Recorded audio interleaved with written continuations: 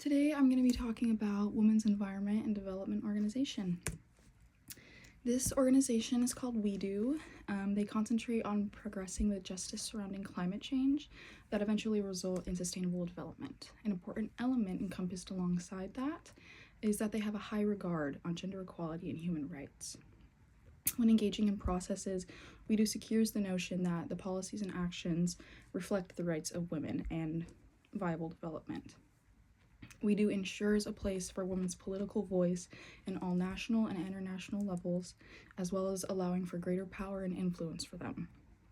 WEDO continuously maintains spaces of education targeting women's rights, gender equality, environmental issues, and effective development.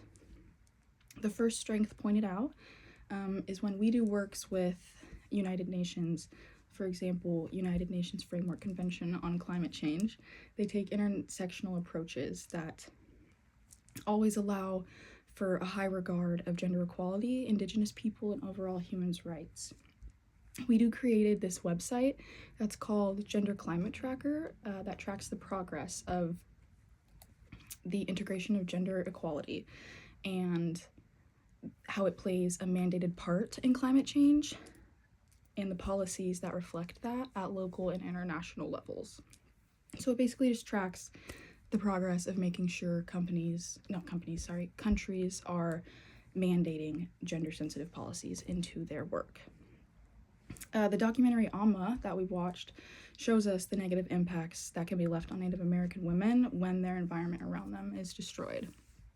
The U.S. government and colonizers completely disregarded women's health and their overall lives. The priorities were based on increasing profits rather than the women's lives themselves.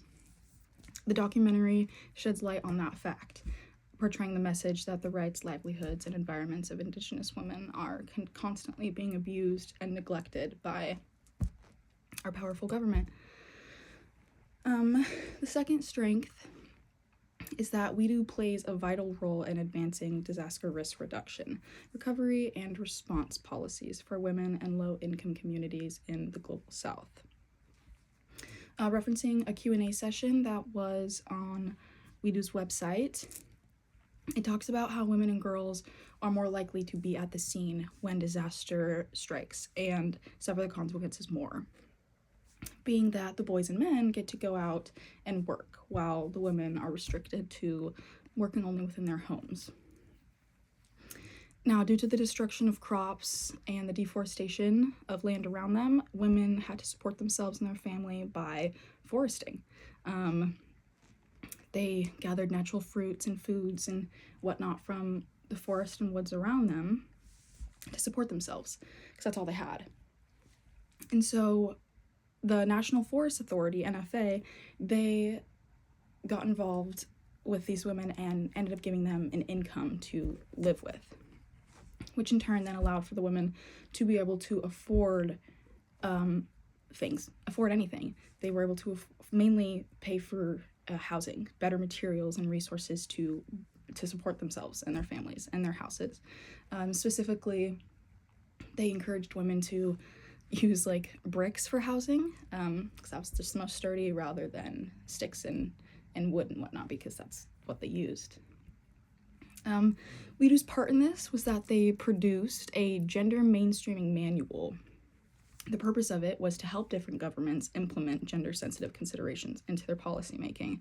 So it kind of also goes in hand with the Gender Tracker website, where they're just making sure that they have a footnote in different parts of gender-based policies. They just want to have a part in making sure that it's done right. In relation to the National Forest Authority, WEDO sought to strengthen women's capacity to adapting to shock and building resilience within them when disaster happened. In doing so, WEDO created savings accounts for them through different credit facilities. With that, they also gave them skills in business management and just showed them through training programs how to better stay grounded and be a person and not lose themselves if a disaster happened. The Price of Aid documentary demonstrates what inappropriate aid for disaster can look like. It touches on how international aid or funds are often received after a crisis or disaster has already happened. On top of that, the aid being sent over wasn't even sufficient or beneficial as it could be for the country's environment or specific communities in need. From the documentary, I remember them saying the resources being sent to some towns and communities, they were saying that the products they were getting, they just weren't even usable for their specific environment. And WEDO just ensures that the products being sent to women in need are actually usable and essential for them. A third strength that I found from the website was that there is this correlation between climate change, women's rights, peace, and conflict. And WEDO acknowledges that and seeks to evolve the research on those relationships together, along with endorsing better management pertaining to aid and resources intended for disasters, which goes along with the last part, making sure that whoever's assigning these funds and resources is done right. To do this, WEDO integrates climate advocates, feminists, and global justice organizers all together. By doing this, it allows for more heads to work together and policies and plans to be combined. WEDO collectively works with U.S. allies, a part of the feminist Green New Deal coalition, as well as having global partners who are in the Climate Action Program. The Population Bomb is Black with a Global Warning Twist by Betsy Hartman and Elizabeth Barajas-Roman. That reading shows that there is validity in the fact that common pollutant and toxins that come from infrastructures and environment leave harmful physiological effects on women. For example, I remember reading how the toxins picked up from said environments, how it affects women more is that it sits in their breasts, the toxins and pollutants. The breast tissue somehow absorbs it, different than the rest of our body, also including men's body. And so just reading that was really shocking, definitely, just like physically seeing that, yeah, like it does leave a physical negative mark on us. Like it doesn't just hurt women emotionally, it physically is hurting them. And that reading, I mean, it gives it to us straight right there. So with that, it also touches on the importance behind women having opportunities and room and chances when it comes to discussions on climate change and development. And within such discussion, it's necessary for women's voices, thoughts, and opinions to be heard and considered. And this is a very large component of the organization, that women have the room and ability to be able to do this. Now, a weakness that I potentially found was that WEDO's work is aimed to change global policies. They're involved with really powerful international organizations like United Nations. And with that being said, these transformations may not necessarily benefit or impact every woman the same way, whether that's local or international. Communities and towns that are located more rurally tend to be more financially unstable and not have the same access to resources and information that urban cities would. Because WEDO is fighting to break global policies, women who live in these lesser progressed and countryside communities can tend to be overlooked. This could be due to the geographical isolation or the lack of sufficient infrastructure, meaning women aren't given opportunities to have the jobs, or there physically just aren't jobs to be had for them. And so WEDO holds confrontations, training programs, interventions, etc. They hold these things, and they're all typically done in the metropolitan parts of the cities of these countries and regions and wherever. And that can be seen as a weakness because women who live farther out, women who live rurally, they might not have any transportation. They might not have any money or means to be able to get them to the city, to get them to these programs and these training sessions that are being held from WEDO. And a reading, Aid in Reverse, How Poor Countries Develop Rich Countries, that kind of goes into the fact about how richer countries aren't actually helping poorer countries financially the way they should be. The author Hickel talks about how richer nations generously send funds to poorer countries in hopes of bettering their foundations and frameworks, a keyword here being hope. The US-based Global Financial Integrity released statistics disclosing that in 2012, the countries that needed it received $1.3 trillion in aid and funds. That's whether that was physical money or that was just resources and materials worth $1.3 trillion.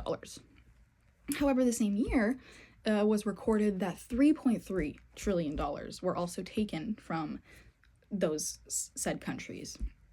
Now, Hickel touches on how, since the year 1980, more than $16 trillion have come out of those countries in the global south.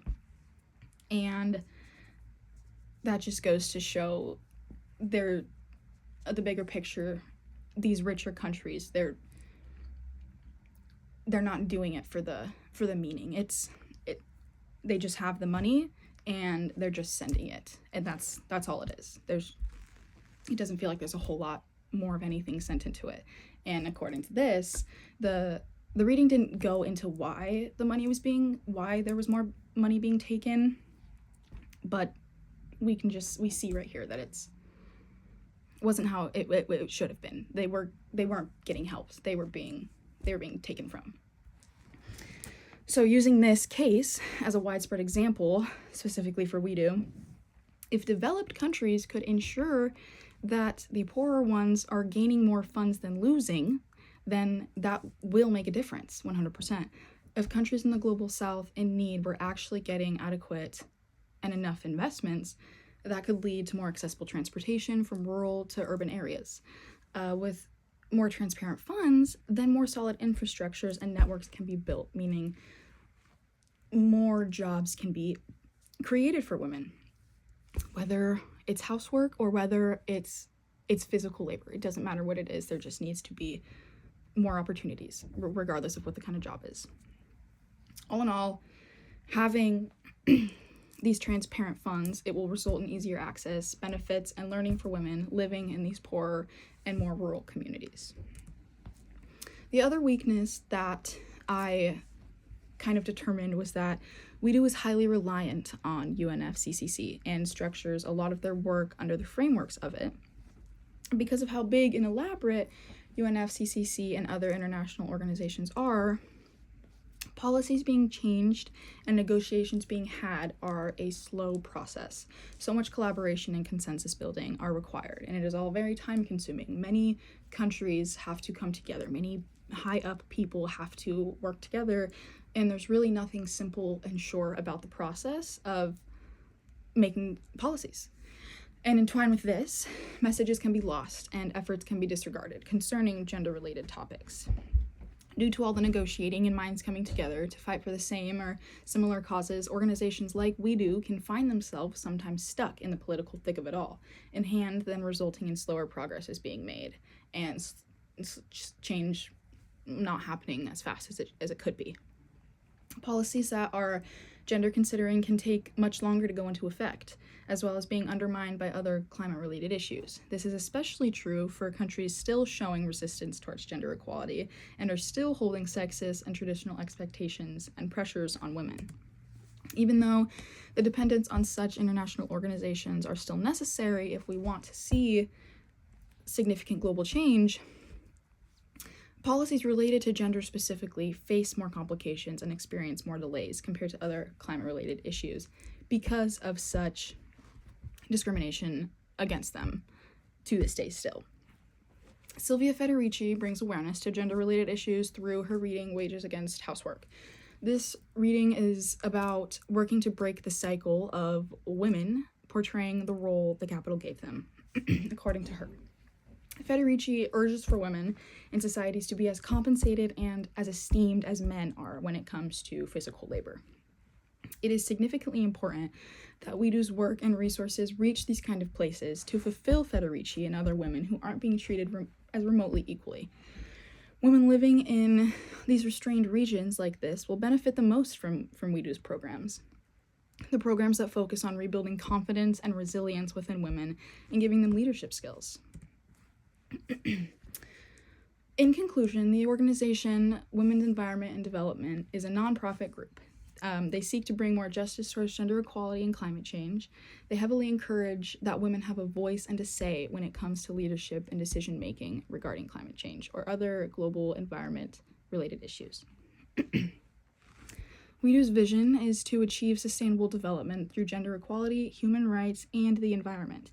WEDO consists of mainly grassroots communities, so the people fighting for the change have experienced the change they're fighting for, which, in my opinion, completely leads to more passionate work. And through education and advocating, these members bring light to the fact that women in the global south and other marginalized communities have been shorted and disregarded when it comes to having rights and a voice. WEDO sees this irrationality and the substantial negative impacts women and others have faced due to unfair gender policies. And WEDO takes intersectional approaches that highly consider all human rights, gender-sensitive topics, and Indigenous people. WEDO helps create a space for women and feminists so they can use their voice and their power to influence policies at national and international levels. WEDO centers around a knowledge base that focuses on implementing more gender-equal policies, feminist analyses, the rights of women, and climate and environmental justice. They aim these methods to hit across many geographies and social political environments. It's meant to affect any and all women that it can.